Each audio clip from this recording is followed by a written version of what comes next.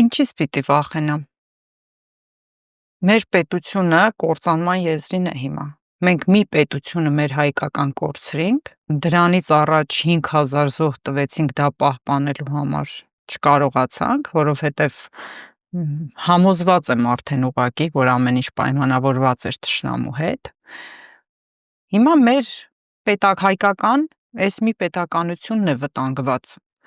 Ես ուրիշ կորցնելու բան չունեմ, այսինքն ես լռելու ցանկություն չունեմ։ Ես խոսող մարդ չէի, դուք գիտեք, ես հանրային երբևէ խոսք չեմ ասել։ Այս գործի շնորհիվ ես դարձա այնպիսի կերպար, որին հարցեր ունեն մարդիկ։ Ու հիմա պետք է խոսեմ, որովհետև ուրիշ գործիք չունեմ ես պայքարելու։